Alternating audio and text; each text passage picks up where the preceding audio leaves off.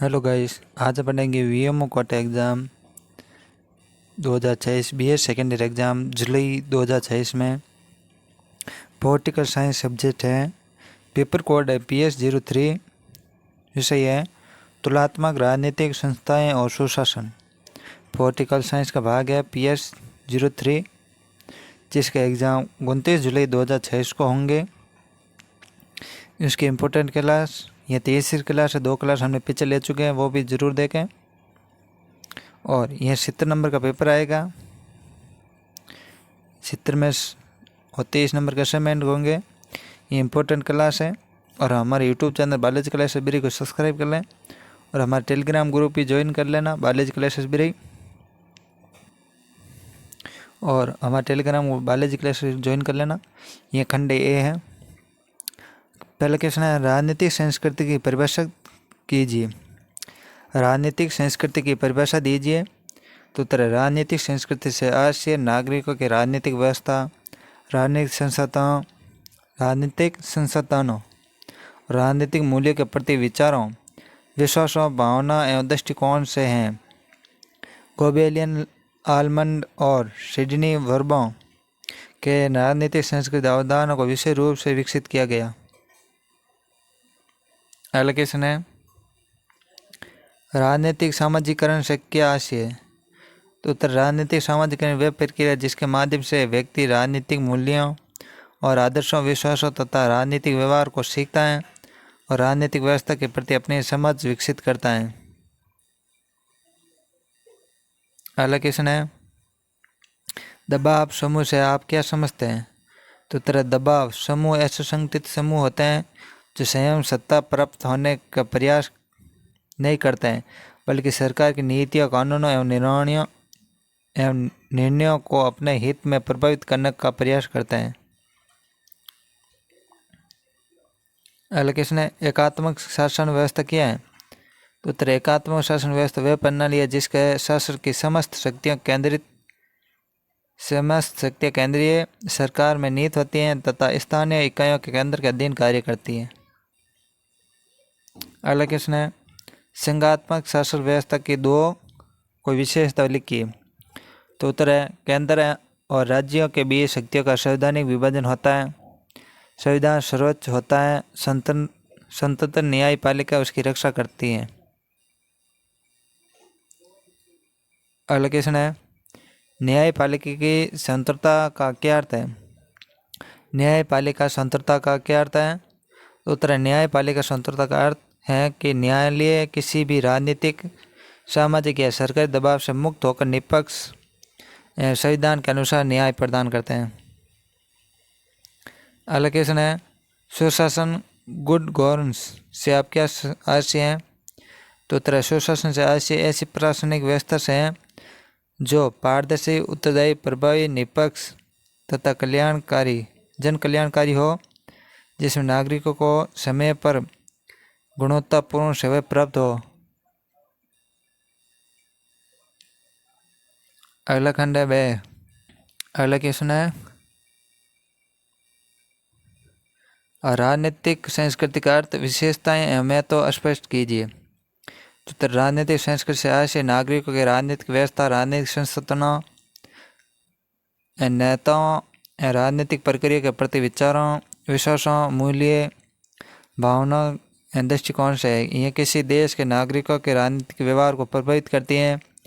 राजनीतिक संस्कृति की अवधारणा को प्रमुख रूप से ग्रोबिलियन, आलमंड और सिडनी वर्बों ने विकसित किया है। उनके अनुसार राजनीतिक संस्कृति किसी समाज के लोगों की राजनीतिक व्यवस्था के प्रति मानसिक अभिव्यक्तियों का समूह है। और राजनीतिक संस्कृति की अनेक विशेषताएं हैं। प्रत्येक समाज की ऐतिहासिक, सामाजिक और सांस्कृतिक परिस्थितियों से प्रभावित होती हैं। हर पीढ़ी दर पीढ़ी राजनीतिक सामाजिकरण के माध्यम से हस्तांतरित होती हैं। राजनीतिक संस्कृति नागरिकों के राजनीतिक व्यवहार, मतदान के प्रवृत्ति तथा शासन के प्रति विश्वास को प्रभावित करती हैं। प्रत्येक देश की राजनीतिक संस्कृति अलग अलग होती हैं, इसलिए राजनीतिक व्यवस्था में भिन्न होती हैं। राजनीतिक संस्कृति का तंत्र में विशेष महत्व है। यह नागरिकों में राजनीतिक जागरूकता उत्पन्न करती हैं, लोकतांत्रिक मूल्यों को मजबूत बनाती है, राजनीतिक स्थिरता बनाए रखने में सहायता करती हैं। अच्छी राजनीतिक संस्कृति नागरिकों को शासन में सक्रिय भागीदारी के प्रति प्रेरित करती हैं तथा सरकार और जनता के बीच विश्वास स्थापित करती हैं। इस प्रकार राजनीतिक संस्कृति किसी भी राजनीतिक व्यवस्था की सफलता का महत्वपूर्ण आधार है। अगला क्वेश्चन है, राजनीतिक सामाजिकरण के प्रमुख अधिकारों का वर्णन कीजिए। तो उत्तर, राजनीतिक सामाजिकरण वह प्रक्रिया है जिसके माध्यम से व्यक्ति राजनीतिक ज्ञान, मूल्य और विश्वास व्यवहार सीखता है। यह प्रक्रिया व्यक्ति को एक जागरूक और जिम्मेदार नागरिक बनाती है। राजनीतिक सामाजिकरण जीवन भर चलने वाली प्रक्रिया है। इसमें अनेक अभिकरण महत्वपूर्ण भूमिका निभाते हैं। परिवार राजनीतिक सामाजिकरण का पहला और सबसे महत्वपूर्ण अभिकरण है। बच्चा अपने माता पिता और परिवार के अन्य सदस्य से राजनीतिक विचारों को, मूल्यों को सिखाता है। विद्यालय और महाविद्यालय नागरिकों में संविधान, लोकतंत्र, अधिकारों और कर्तव्यों के प्रति जागरूकता विकसित करते हैं।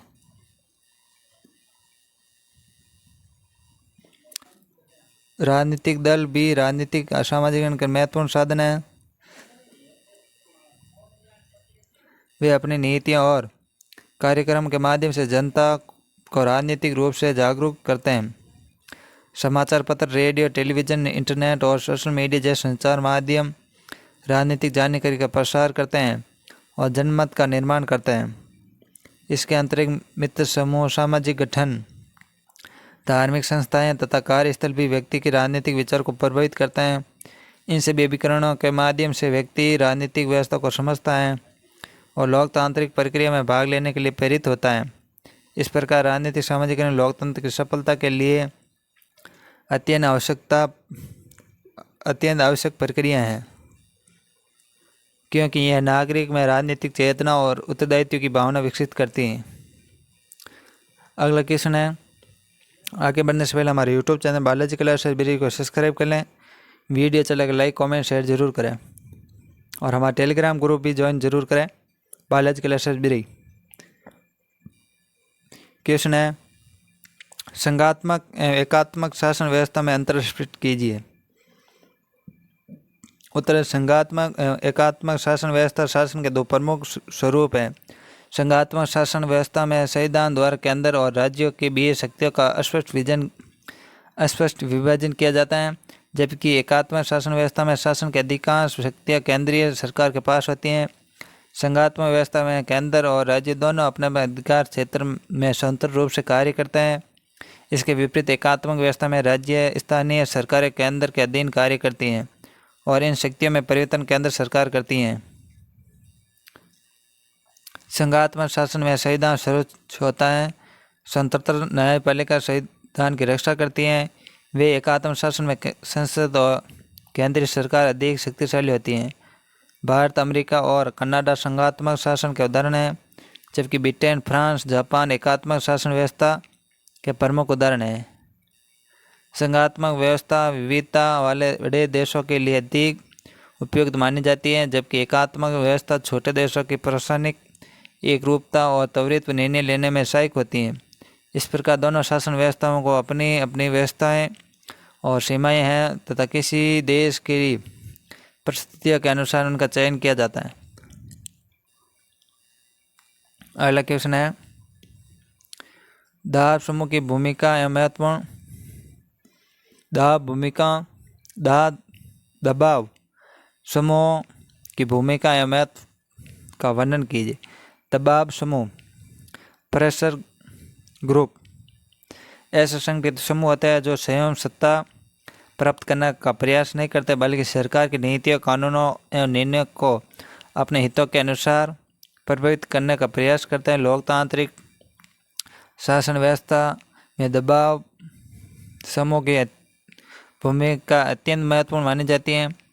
यह विभिन्न वर्गों, व्यवसायिकों, किसानों, मजदूरों, व्यापारियों तथा अन्य सामाजिक समूह में हितों के प्रतिनिधित्व करते हैं और सरकार तक उनकी समस्या पहुंचाते हैं।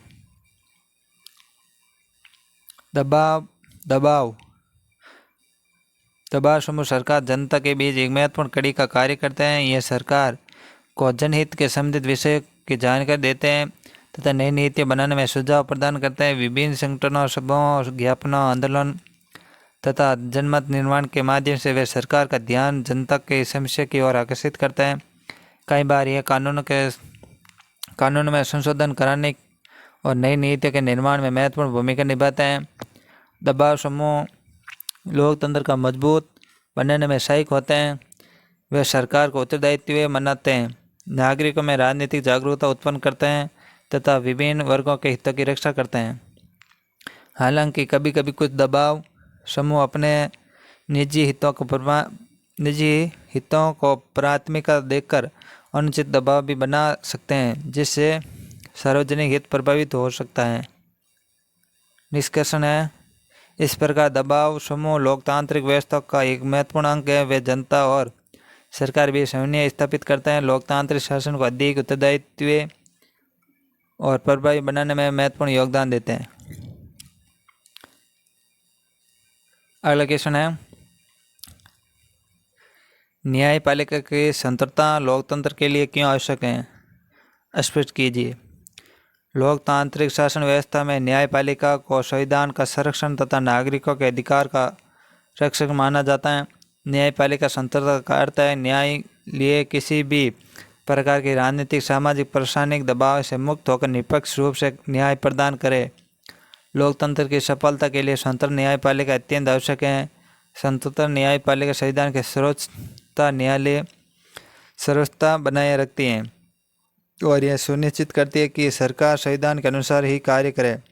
यदि सरकार विधेयक का कोई ऐसा कानून बनाती है जो संविधान का विरुद्ध हो तो न्यायपालिका उसे असंवैधानिक घोषित कर सकती है। यह नागरिकों के मौलिक अधिकारों की रक्षा करती हैं और तथा सभी नागरिकों को समान न्याय प्राप्त करती हैं। स्वतंत्रता न्यायपालिका के अंदर और राज्यों के बीच उत्पन्न विवादों का समाधान भी करती हैं। विविध शासन रूल ऑफ लॉ को स्थापित करती हैं। न्यायपालिका की निष्पक्षता के कारण जनता का न्याय व्यवस्था पर विश्वास बना रहता है। लोकतांत्रिक व्यवस्था मजबूत होती है। निष्कर्ष है, इस प्रकार न्यायपालिका की स्वतंत्रता लोकतंत्र की आधारशिला है। यह संविधान नागरिक अधिकारों और न्याय के सिद्धांत की रक्षा करते हुए लोकतांत्रिक शासन का सदृढ़ बनाती है। अगला क्वेश्चन है, सुशासन की प्रमुख विशेषता का वर्णन कीजिए। सुशासन गुड गवर्नेंस से ऐसी शासन व्यवस्था से है जिसके प्रशासन पारदर्शी, उत्तरदायी, प्रभावी, निष्पक्ष, जनहितकारी हो। सुशासन का मुख्य उद्देश्य नागरिकों को बेहतर प्रशासन तथा गुणवत्तापूर्ण सार्वजनिक सेवा उपलब्ध कराना है।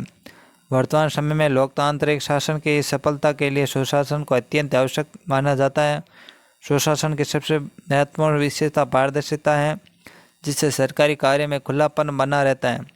दूसरी प्रमुख विशेषता उत्तरदायित्व है, जिसके अंतर्गत सरकार और प्रशासन जनता के प्रति जवाबदेह रहते हैं। विविध का शासन भी सुशासन का महत्वपूर्ण तत्व है, जिसमें सभी नागरिक कानून के समक्ष समान होते हैं। सुशासन में जन भागीदारी को विशेष महत्व दिया गया। नागरिकों को शासन की प्रक्रिया में भाग लेने का अवसर मिलता है।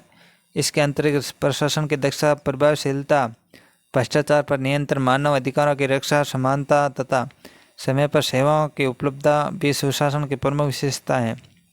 निष्कर्ष है, इस प्रकार सुशासन ऐसी व्यवस्था है जो लोकतंत्र को मजबूत बनाती है, नागरिकों का विश्वास बढ़ाती है, देश के सामाजिक, आर्थिक, राजनीतिक विकास में महत्वपूर्ण भूमिका निभाती है। अगला क्वेश्चन है, ब्रिटेन की संसदीय शासन व्यवस्था का प्रमुख विशेषता का वर्णन कीजिए। उत्तर, ब्रिटेन संसदीय शासन व्यवस्था विश्व की सबसे प्राचीन सफल लोकतांत्रिक शासन प्रणाली में से एक है। भारत सहित अनेक देशों ने इसी प्रणाली को अपनाया है। इस व्यवस्था में राजा या रानी संवैधानिक प्रमुख होते हैं, जबकि वास्तविक कार्यपालिका प्रधानमंत्री, मंत्रिमंडल होते हैं। सरकार संसद के प्रति उत्तरदायी रहते हैं। जनता द्वारा चुने गए प्रतिनिधियों के माध्यम से शासन संचालित किया जाता है। ब्रिटेन की संसदीय शासन व्यवस्था की सबसे महत्वपूर्ण विशेषता नाममात्र और वास्तविक कार्यपालिका का विभाजन है। राजा या रानी केवल संवैधानिक प्रमुख होते हैं, जबकि वास्तविक शासन प्रणाली प्रधानमंत्री और मंत्रिपरिषद द्वारा चलाया गया है। प्रधानमंत्री बहुमत दल का नेता होता है तथा सरकार का वास्तविक प्रमुख माना जाता है। इस व्यवस्था की दूसरी प्रमुख विशेषता मंत्रिपरिषद का सामूहिक उत्तरदायित्व है। मंत्रिपरिषद संसद विशेषकर हाउस ऑफ कॉमन्स के प्रति सामूहिक रूप से उत्तरदायी होती है। यदि सरकार सदन का विश्वास खो देती है तो उसे त्यागपत्र देना पड़ता है। कार्यपालिका और विधायिका के बीच घनिष्ठ संबंध भी इस व्यवस्था की महत्वपूर्ण विशेषता है। प्रधानमंत्री और मंत्री संसद के सदस्य होते हैं, संसद के प्रति उत्तरदायी रहते हैं। विपक्ष को भी महत्वपूर्ण स्थान प्राप्त होता है, जो सरकार की नीति की समीक्षा करता है और उसे उत्तरदायी बनाए रखता है। ब्रिटेन में विधि शासन, रूल ऑफ लॉ, संसदीय सर्वोच्चता को विशेष महत्व दिया जाता है, जहाँ यहाँ की शासन व्यवस्था लोकतांत्रिक परंपराओं, संवैधानिक पटरियों तथा उत्तरदायित्व शासन पर शासित है। उत्तरदायी शासन पर आधारित है। इसका निष्कर्ष है, इस प्रकार ब्रिटेन की संसदीय शासन व्यवस्था उत्तरदायी, लोकतांत्रिक परंपराओं और प्रभावी प्रशासन का उत्कृष्ट उदाहरण है। यही कारण है कि अनेक देशों ने इस प्रणाली को अपनाया है। नेक्स्ट क्वेश्चन है, फ्रांस की अर्ध अध्यक्षतात्मक शासन व्यवस्था का परीक्षण कीजिए। तो उत्तर, फ्रांस में अर्ध अध्यक्षतात्मक सेमी प्रेसिडेंशियल शासन व्यवस्था लागू है, जो संसदीय और अध्यक्षतात्मक शासन प्रणाली को मिश्रित रूप है। इस व्यवस्था में राष्ट्रीय और प्रधानमंत्री दोनों कार्यपालिका के महत्वपूर्ण अंग हैं। राष्ट्रपति राष्ट्र का प्रमुख होता है, जबकि प्रधानमंत्री सरकार का प्रमुख होता है। फ्रांस की वर्तमान शासन व्यवस्था 5 गणराज्य के संविधान पर आधारित है। फ्रांस के राष्ट्रपति का चुनाव प्रत्यक्ष रूप से जनता द्वारा किया जाता है, जिससे उसे व्यापक जन समर्थन प्राप्त होता है। राष्ट्रपति प्रधानमंत्री की नियुक्ति करता है और मंत्रिपरिषद की बैठकों की अध्यक्षता करता है तथा विदेश नीति, राष्ट्रीय सुरक्षा के मामले में महत्वपूर्ण भूमिका निभाता है। वे संसद को भंग कर सकता है तथा विशेष परिस्थितियों में जनमत संग्रह भी करा सकता है।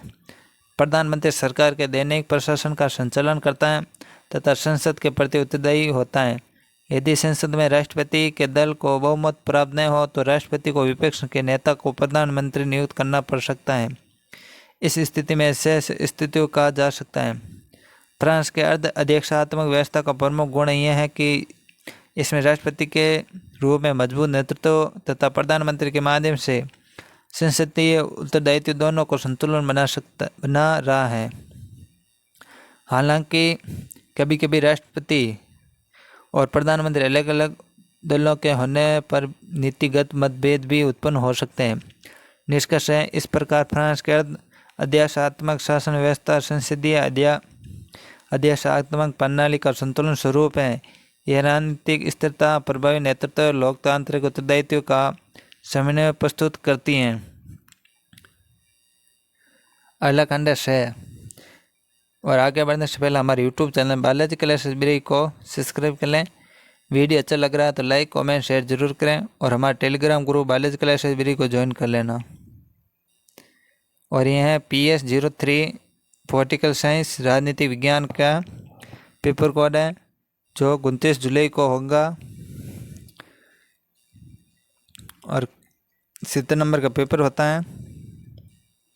क्वेश्चन है, राजनीतिक संस्कृति की अवधारणा, प्रकार एवं महत्व का विस्तार से वर्णन कीजिए। राजनीतिक संस्कृति, पॉलिटिकल कल्चर, तुलनात्मक राजनीति की महत्वपूर्ण अवधारणा है। इसका संबंध नागरिकों के राजनीतिक व्यवस्था, राजनीतिक संस्थानों, नेताओं, संविधान तथा शासन प्रणाली के प्रति विचारों, विश्वासों, मूल्यों, भावनाओं और व्यवहार से होता है। यह बताती है कि किसी देश के नागरिक राजनीति को किस प्रकार समझते हैं, उसके प्रति उनका दृष्टिकोण क्या है तथा राजनीतिक प्रक्रिया में किस प्रकार भाग लेते हैं। राजनीतिक संस्कृति की अवधारणा पर राजनीतिक संस्कृति की अवधारणा पर सर्वाधिक विकास ग्रोबेलियल आलमंड और सिडनी वर्वा ने अपनी प्रसिद्ध पुस्तक देश सिविल कल्चर में किया है। उनके अनुसार राजनीतिक संस्कृति किसी भी समाज के लोगों को राजनीतिक व्यवस्था के प्रति अभिव्यक्तियों को मूल्य का समुच्चय है। राजनीतिक संस्कृति किसी भी देश की राजनीतिक व्यवस्था को प्रभावित करती हैं। प्रत्येक देश की अपनी ऐतिहासिक, सामाजिक, आर्थिक, सांस्कृतिक परिस्थितियाँ होती हैं, इसलिए प्रत्येक देश की राजनीतिक संस्कृति भी अलग होती हैं। यही कारण है कि एक जैसी राजनीतिक संस्थाएं होने के बावजूद विभिन्न देशों की शासन व्यवस्था, राजनीतिक व्यवस्था में अंतर दिखाई देता है। आलमंड और वर्मा की राजनीतिक संस्कृति के 3 प्रमुख कारण बताया है। पहला है संकीर्ण राजनीतिक संस्कृति, जिसमें लोगों को राजनीतिक व्यवस्था की बहुत कम जानकारी होती है। वे राजनीतिक में भाग नहीं लेते हैं। यह संस्कृति प्राय आदिवासी तथा पारंपरिक समाजों में देखने को मिलती हैं। दूसरा प्रकार है अधीनस्थ सब्जेक्ट राजनीतिक संस्कृतियाँ। इसमें नागरिक, सरकार और राजनीतिक संस्थानों के बारे में जानकारी रखते हैं, लेकिन राजनीतिक निर्णय में उनकी भागीदारी सीमित रहती है। वे सरकार के आदेशों का पालना करते हैं, परंतु शासन को प्रभावित करने का प्रयास कम करते हैं।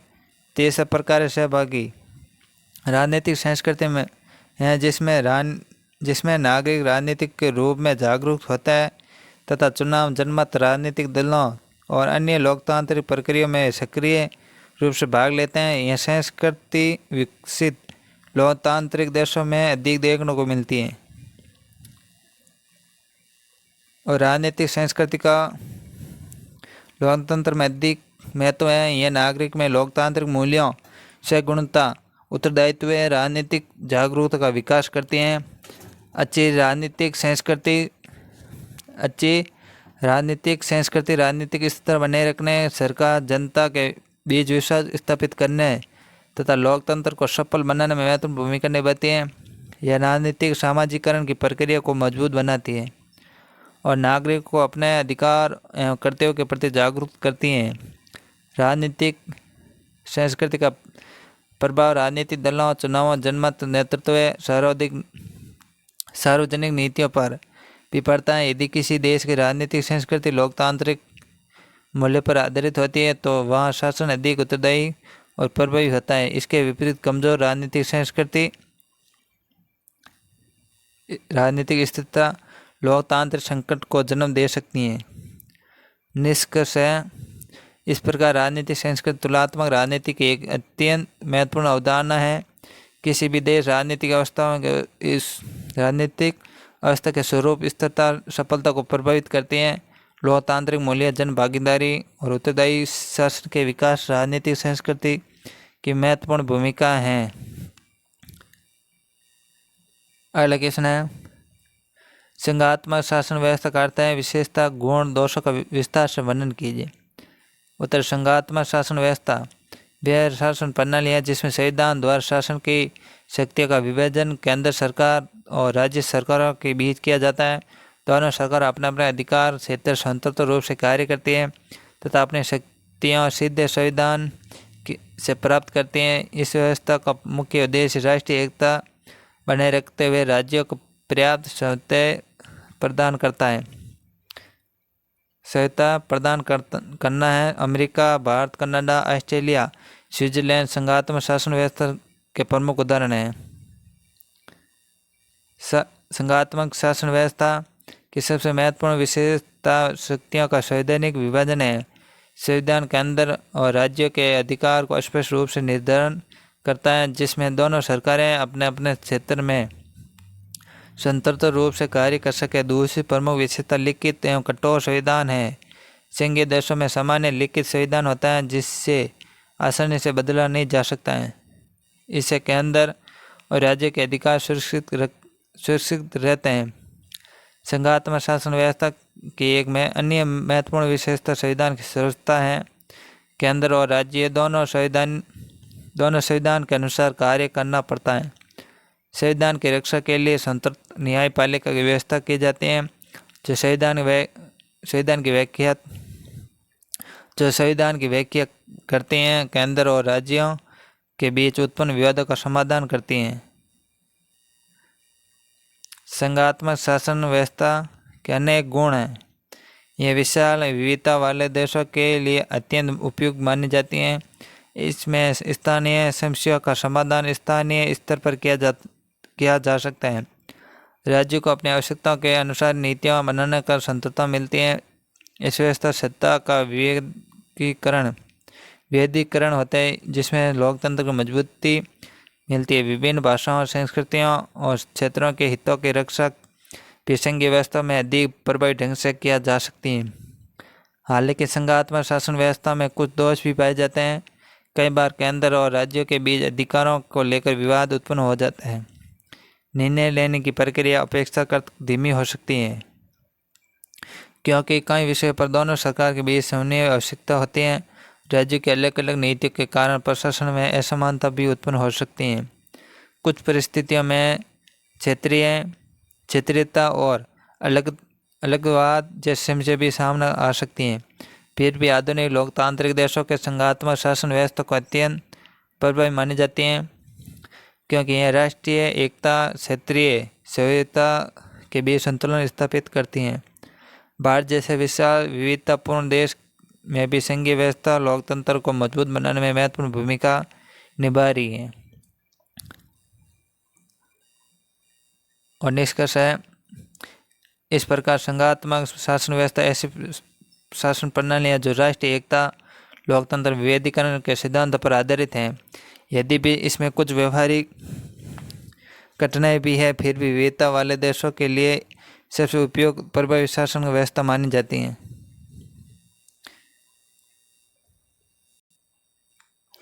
अगला क्वेश्चन है, आगे बढ़ने से पहले हमारे YouTube channel Balaji class library को सब्सक्राइब कर लें। वीडियो अच्छा लगा लाइक, कमेंट, शेयर जरूर करें और हमारे Telegram group Balaji class library को भी ज्वाइन कर लेना।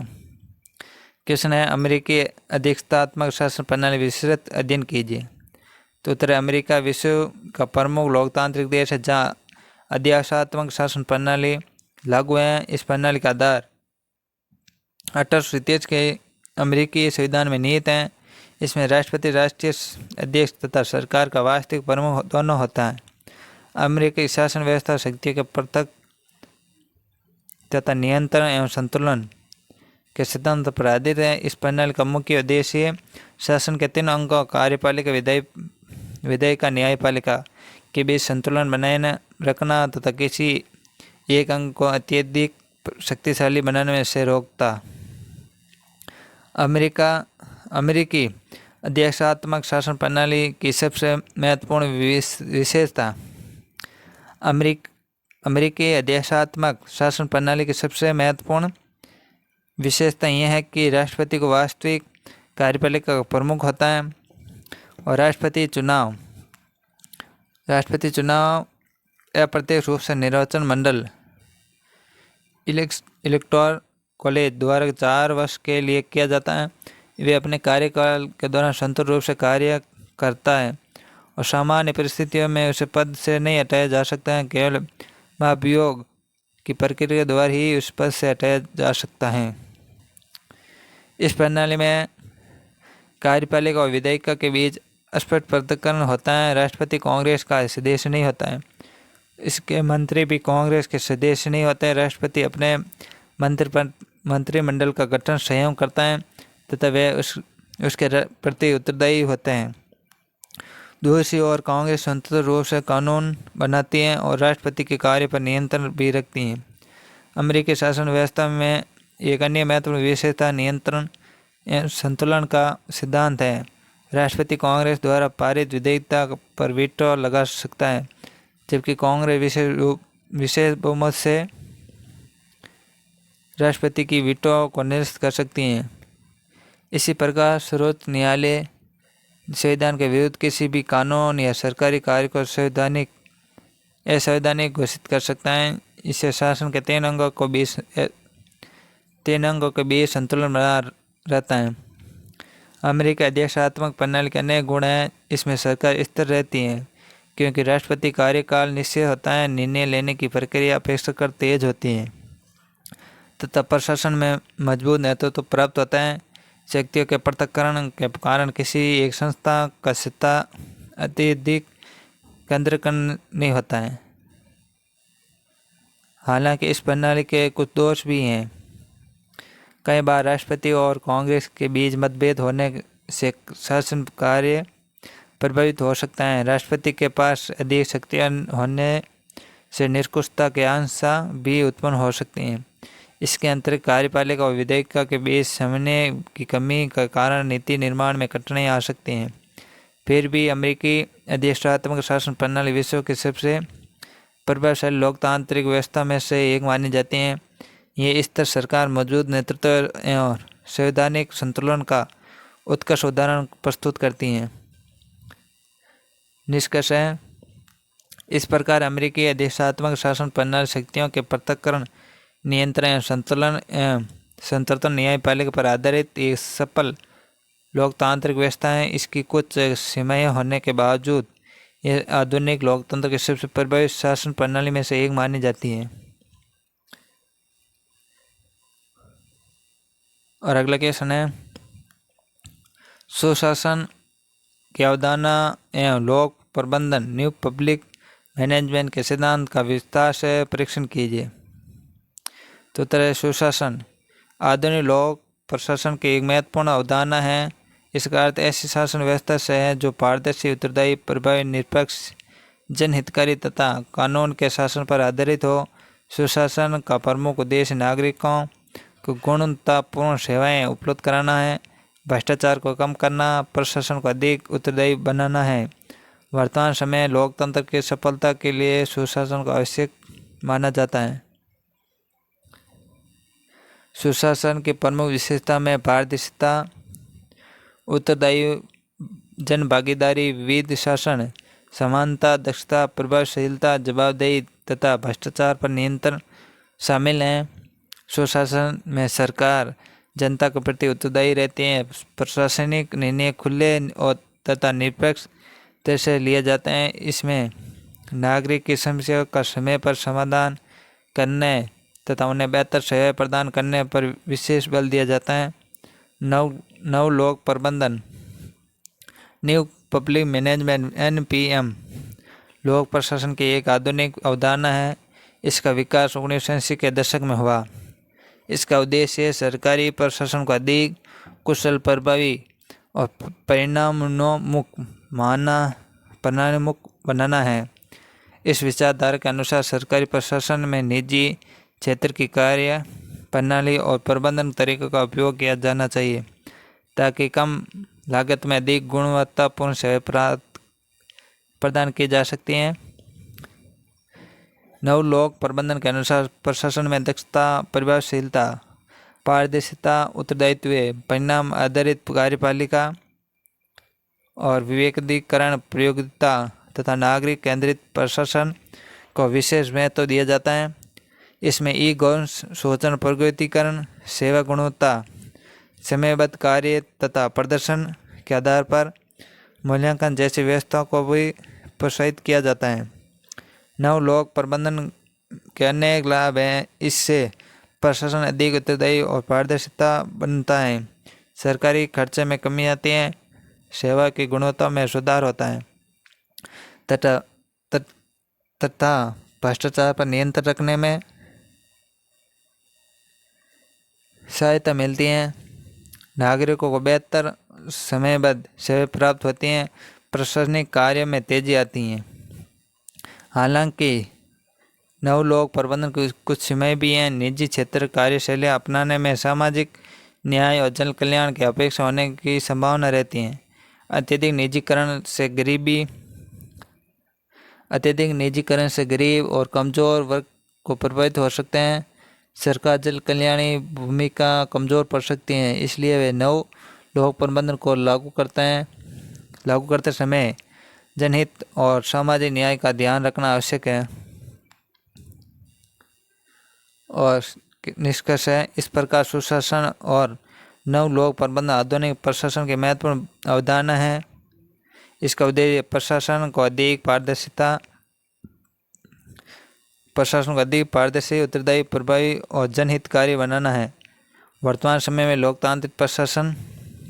लोकतांत्रिक शासन व्यवस्था को मजबूत बनाना तथा नागरिकों को गुणवत्तापूर्ण सेवाएं उपलब्ध कराने में इन दोनों अवधारणाओं की महत्वपूर्ण भूमिका है। और वीडियो अच्छा लगा लाइक कमेंट शेयर जरूर करें। और हमारा YouTube channel Balaji class library और Telegram group Balaji class library को ज्वाइन कर लेना और यूट्यूब चैनल सब्सक्राइब करना। वीडियो अच्छा लगा लाइक कमेंट शेयर जरूर करना। यह थी PS03 की तीसरी क्लास थी। 2 क्लास हमने पहले ले चुके, वो भी देख लेना, जिसकी लिंक हम कमेंट में डाल देंगे या डिस्क्रिप्शन में डाल देंगे।